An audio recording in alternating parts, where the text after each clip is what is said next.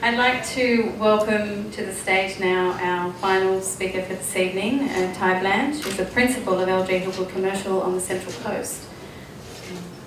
He's in the room. Ty has a Bachelor of Business in Property Economics and a Diploma of Management, and is a member of the Australian Property Institute. He is a presenter for the commercial property segment on 2GO Real Estate Show on a regular basis, and he also has written several specific articles for Sold magazine and the Central Coast Business Review. This evening, Ty is here to speak about, he's specialising in the commercial, industrial and retail property sales and leasing, and will be sharing his experience in this area with us this evening. Thank you. This image I selected because it represents to me the Central Coast commercial market, and in fact the commercial markets in a lot of the country at the moment. The lotus, typically in Indian and Asian sort of culture, a lot of people don't know this. I've been in that sort of environment for a long time and I didn't know it until recently, but it represents the beauty that comes from mud and water. So when you see a lotus or a Buddha sitting on a lotus, that's because all the bad stuff and all the mud and all the horrible stuff actually brought him to fruition, and it's the same with these markets. So in these markets on the Central Coast, what I'm going to go through is basically an overview that will help you to develop an understanding of what's been happening over the years, and as a result of the global financial crisis. We will look at the commercial property market on the Central Coast by dividing it into market segments, and we will discuss the shifting demand patterns. Essentially, what I want to do is provide an overview on sales composition by volume in each market segment, because it shows you what's happening there at the moment. And it's a reflection pretty much of what's happening in Newcastle and the Hunter as well, and also in parts of Sydney, most of Western Sydney certainly. By contrasting activity and sales volume in the local commercial market, it gives you a good idea of what's happening. And we'll go through this in a little bit of time with the graphs that I've got here. But essentially the graph that shows how many sales and the graph that shows the volume by dollars of sales and how they interact and change, that's very important to give you that understanding. We'll also contrast the current value ranges with ranges over the past few years, which is different, and we'll provide a commentary on the opportunities resulting from disparity and the inequities in the broader marketplaces. It's those things, and that's basically what Mark was just talking about and basically focusing on, that help you to buy property very well. So with commercial property, the best thing to look for is also location, but the drivers for location are completely different to residential. Basically the market for strata title industrial, retail and office is what's known as the commercial property market. So comprising small factory bays, often including an office portion and amenities block, those sizes between 150 and 500 square metres are what we call small industrial, and that's probably the biggest turnover on the Central Coast. Comprising the older style of retail, that's the development of small shops that you see, strip shops here and there. That basically is the regional style of retail, and that market's very different to the retail that you see in areas such as Westfield or larger shopping centres. The larger industrial, which is comprising small, medium and large manufacturing, but more on Torrens title lots, that's a totally different market to industrial that's strata title. And the office space, which comprises older title in traditional CBDs, Gosford and Wyong, we're going to talk about that in a sec, through to more modern precincts such as Erina and Tuggerah. Those office drivers are very different in each location.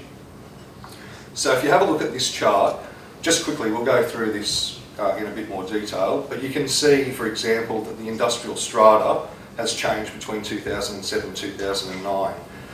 There's also a slight change in the industrial vacant land, but it's not that significant, and the bigger industrial properties has changed quite significantly, as well as the office retail sector. If you look at 2010 to 2013, industrial strata has stayed at about or over 50% of the market, which is pretty amazing. Office retail has shrunk a little bit between 2010 and 2013, but it's about the same size of the market.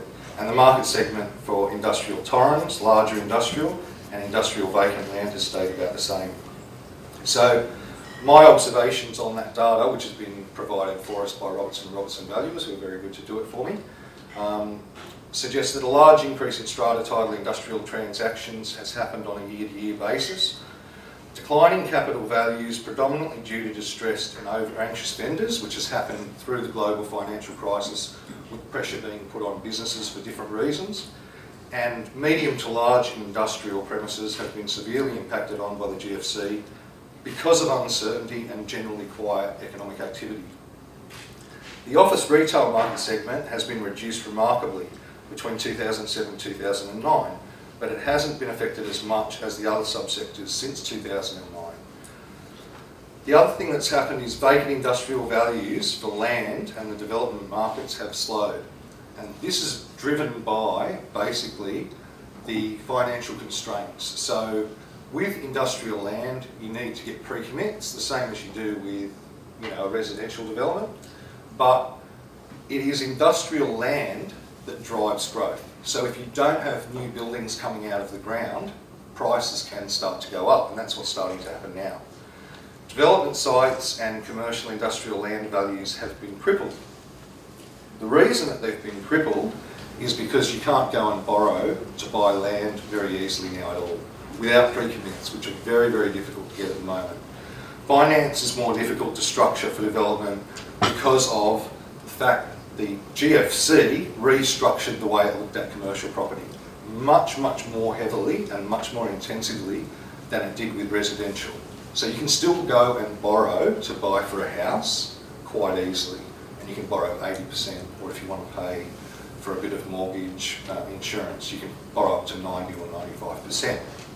But typically with commercial, you can't borrow more than about 70%, sometimes you can get 75%, and a lot of the time it's around 50%, especially if it's going to be for a development that has no pre-commits, it'll probably be 30 to 40%. There are many opportunities in the marketplace and with self-managed super funds for this reason, and I'll explain this in a minute. If you have a look at this graph, it shows the red line, which is basically tracking to show sales activity, which is the number of sales, which is on the left, and the black line, which is total sales value, which is on the right-hand side. Originally, if you go back to 2004, you can see we were coming off a peak in 2003, where those sales numbers and total volume of sales were much higher. It intersected at a point at 2005, and then really it intersected again in about 2009, 2010, and traversed from one angle and one opposing aspect into the other. What that means is not just, okay, we went from 380 to 200 sales, but we also have about 250 to $275 million worth of sales per year that went up to almost $400 million worth of sales, sorry, 270, and then dropped back down. And it's intersected again, which basically shows that now the sales activity is again, as it was 10 years ago, higher than the volume of the number on the dollar number of the sale. Basically, this number here is the number that's showing how many millions of dollars of sales we've done on the Central Coast, and this red line is showing you the number of sales. That graph basically says, over 10 years, it's a terrible thing to invest in commercial property on the Central Coast.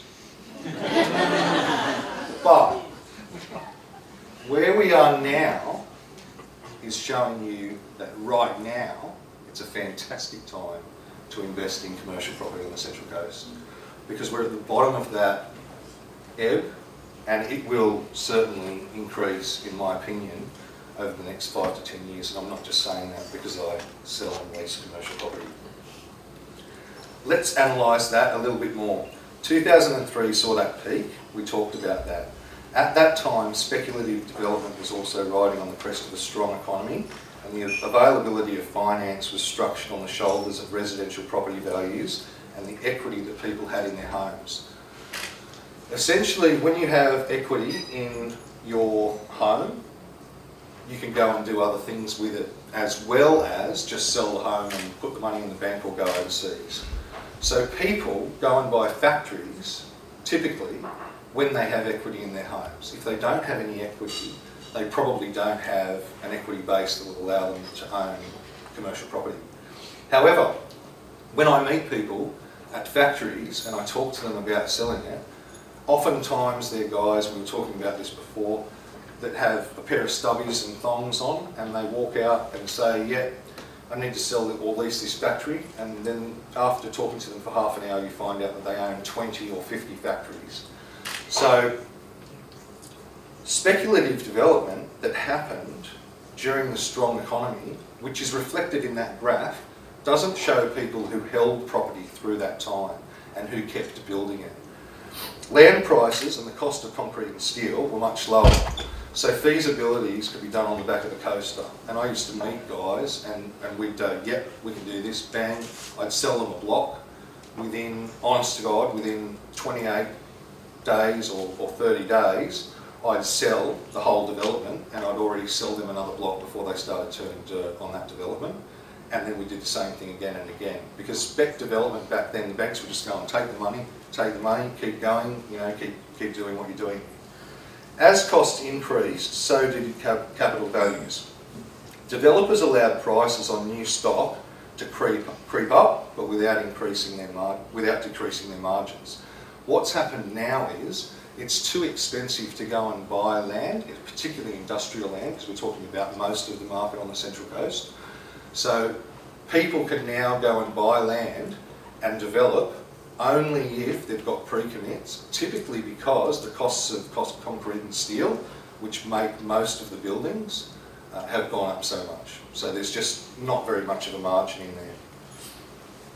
The 2010 year has relatively subdued sales activity compared with previous years, but it shows a higher number of sales in 2009.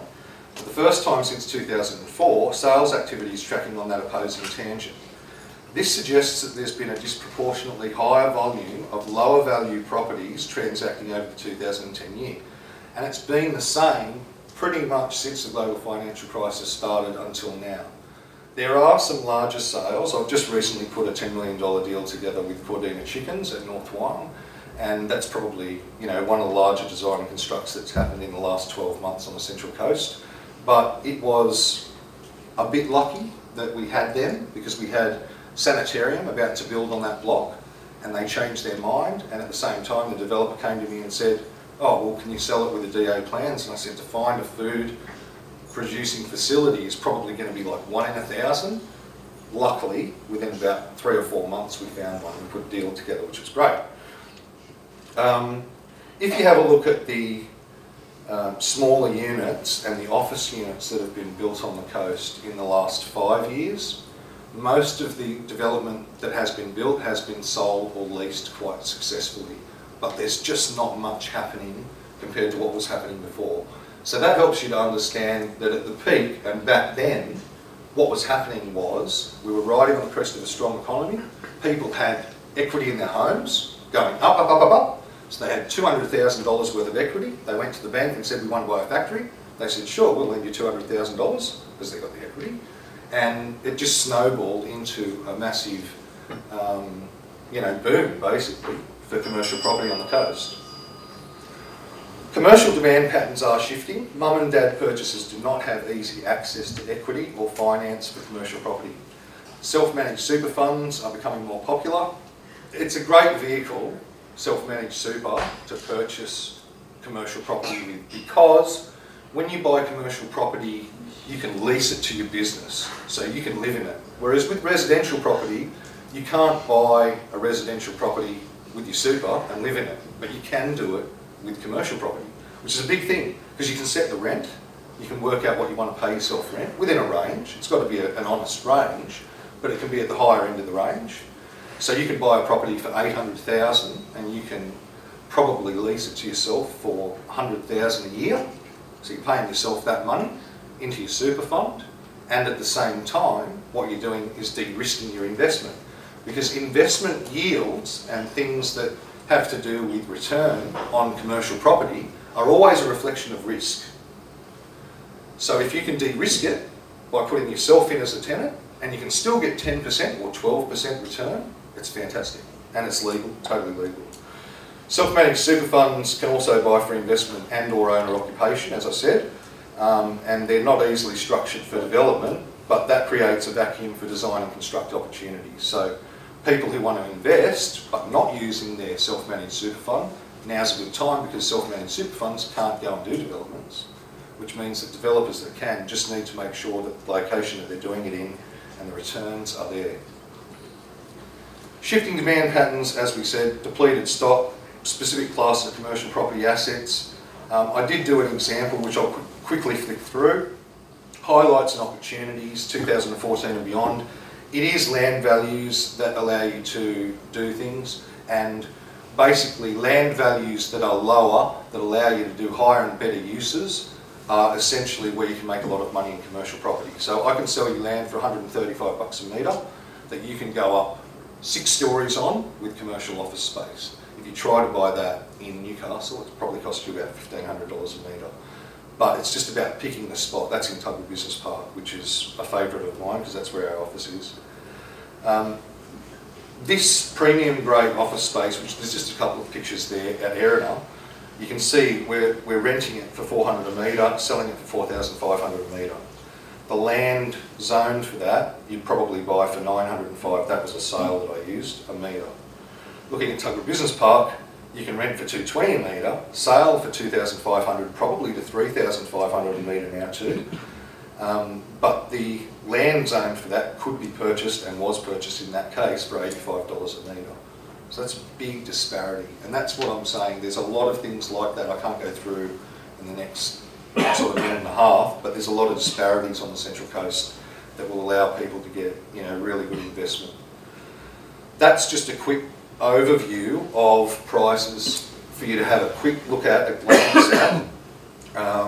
It's showing industrial sale rates, industrial rents, commercial office sales, commercial office rents, bulky goods sales, and also bulky good rents. There are areas obviously that don't have bulky good facilities in them, but there are predominantly only minor changes across some of those, and there are other disparities that are huge, like Erina, 2,500 for commercial office space, up to 5,500. Whereas at Morisset, you can probably get an office for 1,500 to 1,600 a metre. So that means people in the marketplace obviously look at those locations and those premium locations and pay a premium. In conclusion, it's imperative that each opportunity is weighted carefully against the competition in the specific market segment, and that you are open to advice on specific points of difference. There are signs of improving market activity with very competitive values on the Central Coast, in the Central Coast market, and that's what I've used. It's just, rather than do Newcastle, that's what I know, so that's what I've decided to talk to you about tonight. There are larger companies relocating to the coast from Sydney because of lower rents, great logistic opportunities, and the geographic position between Australia. Two biggest markets, you've got basically 7 million people in Sydney and Newcastle, and we're right in the middle. Obviously for logistics, that's why people like Woolworths build 78,000 square metres, you know, under roof for a massive distribution centre from there, because it's cost effective and they're close to those two markets. There are untapped opportunities with self-managed super funds looking for purpose-built developments, and having the right information is essential. Inequities and quality opportunities are lying dormant, definitely, for well-positioned developments in the next few years as well, which you probably won't be able to do with a self-managed super fund, but with investment funds you can do that to sell to self-managed super funds. That's it.